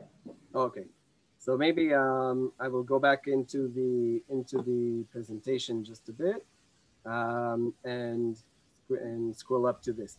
If you see here, all of these feeding containers are where the different ingredients fit. So some of the ingredients get placed as is. For example, different types of sauces, tomato sauce, soy sauce, okay, all different kinds of liquids, oils, etc. Other types of food have to be pre-prepared or purchased pre-prepared. In many industrial kitchens, carrots, onions, all kinds of vegetables, and even other ingredients as well come pre-chopped and ready to place in the ingredient containers. Okay, and that is why when I mentioned we need 1 or 2 employees, 1 employee would be handling the serving, packaging, or dishing the plates and dishes, while the other employee, if it was at peak time, you know, lunchtime, busy hours, then the second employee would be refilling containers as they are used, chopping additional onions, getting a bag of sliced vegetables to place in, etc. I see, now I understand. Thank you, Zev.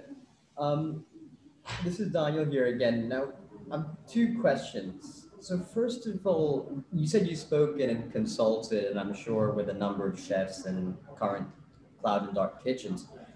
I'm curious to know, what is the one thing, or how, I guess, what has sold these chefs and made the chefs trust the bistro? I think I'm curious to know what you know sold them on the idea. Okay. So there are several topics that were very, very intriguing here to restaurant owners and chefs as well. Issue number 1 is labor cost, which we can reduce dramatically. Issue number 2 was reducing the cost of food, okay, and the capital expenditure per each meal. The actual, the cost, not the price for the customer, but the cost. And once you're making food in an automated way, you can reduce cost dramatically. So that's point number 2. Point number 3 was having the dishes taste the same. Every chef that we've spoken to says, yes, I have 3, 4, or 10 restaurants. It doesn't matter the size of the chain. I, as the head chef, do not prepare each dish, but I want each dish to taste the same as when I prepare it. And so once he's programmed, and the programming is very, very simple. Once he has programmed the recipe into the bistro, every dish tastes 100% the same.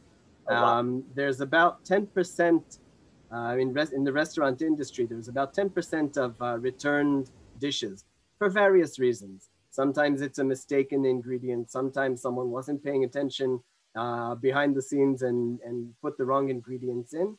Here, this doesn't happen. it's programmed and it's made. So those were the main topics that were of concern to them.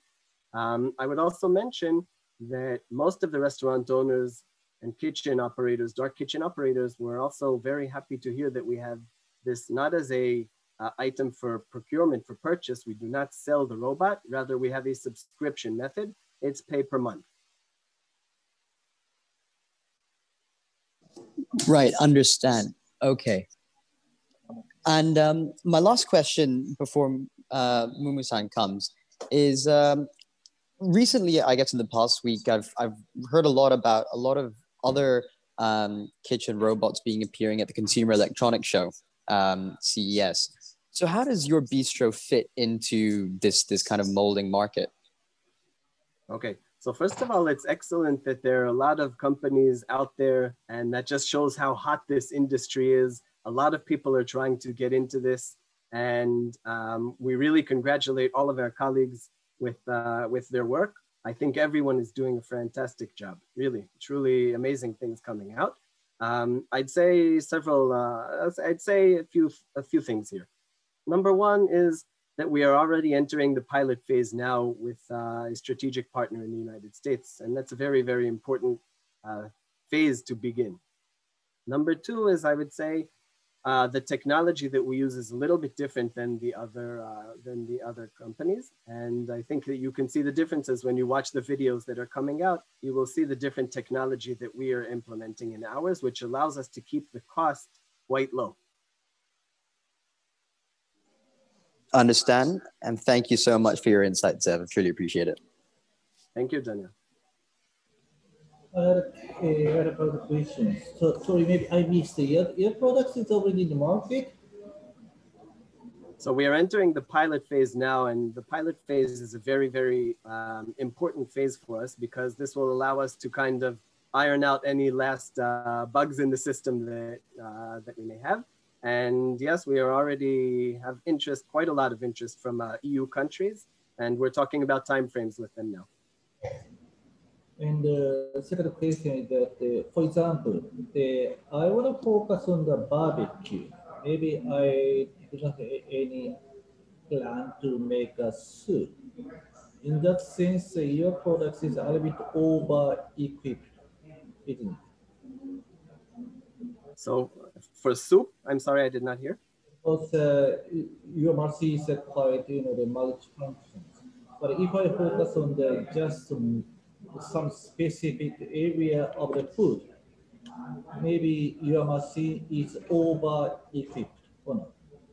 Okay, so we have a total of normally around 40 different ingredients that we could use here. And this is why we are focusing not only on a specific restaurant, but also on the dark kitchen industry. Now, in the dark kitchen industry, you many times have one kitchen preparing different menus. It can be an Italian restaurant preparing pastas and a Asian restaurant preparing some kind of a stir-fried dish. Now, our bistro can handle both of these menus at the same time and receive orders from both restaurant brands at the same time. Our software allows running various virtual restaurants off of the same platform. And so this is an excellent idea for dark kitchens who are thinking big and not only one segment of this industry. And it allows for sharing this resource between different menus. All right, so if I understand correctly, dark kitchen can be the central kitchen of the different company. Correct. Many of the dark kitchens, and you can see some of the big players in the United States, Reef Technology, United Kitchens, Cloud Kitchens, Kitopi in UAE. All of them have kitchens that are serving dishes from different restaurant brands from the same facility. And so it's very, very interesting to see how they manage that. Now, when it's being managed with kitchen workers, you have to have separate areas for each different menu, okay? Where they're working behind the scenes to produce the recipes, to cook and prepare the dishes. On our bistro, the same all orders are coming into this same bistro, which is preparing different dishes simultaneously based on the recipes and requirements. Can you give the size of this product? The size, yes, of course. It fits in a 20-foot container, and it's approximately 3 meters by 6 meters. 3 meters by 6 meters? Sorry, I'm sorry, 2 meters by 3 meters. It's just over 2 meters by 3 meters. I can send you the specs later. Because it is also important to imagine the size of this product. Yes. Yeah, I think this will be the future, right?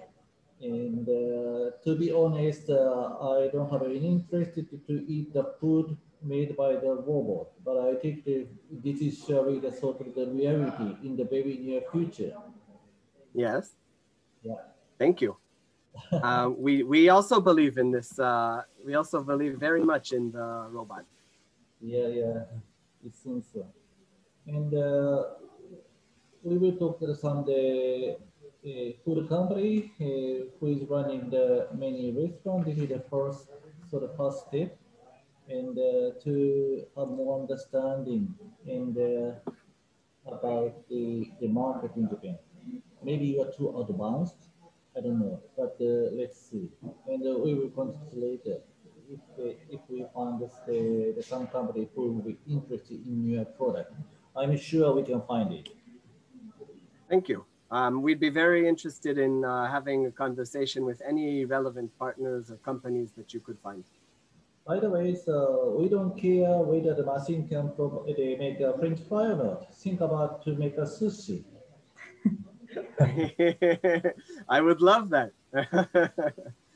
Sushi is one of our favorites here. All right, great. Thank you so much for presentation, Dev. Thank you. Thanks. So now we'll finish all of our program today. Thank you so much for your participation today. Thank you so much. And after this event, we'll send the questionnaire later. So this is the important questionnaire. So we'll appreciate your cooperation. Thank you so much for the participation today. And Mumu, would you close the event? Yeah, thank you very much for all the participation of the startup company, resident people.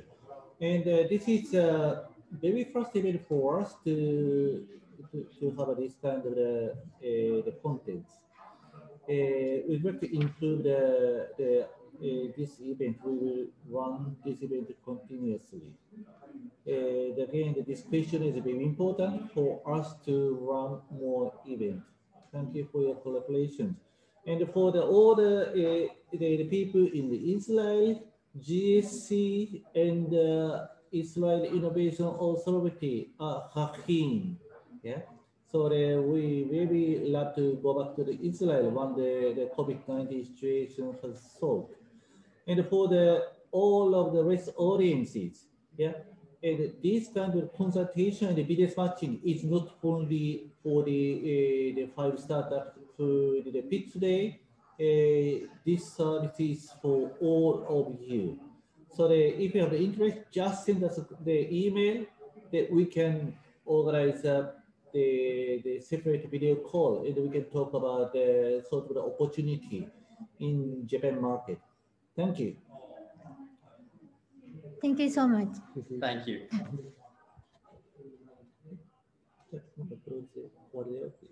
Okay, now we're finishing this event. Thank you for your participation. Thank you. Thank you. Thank you.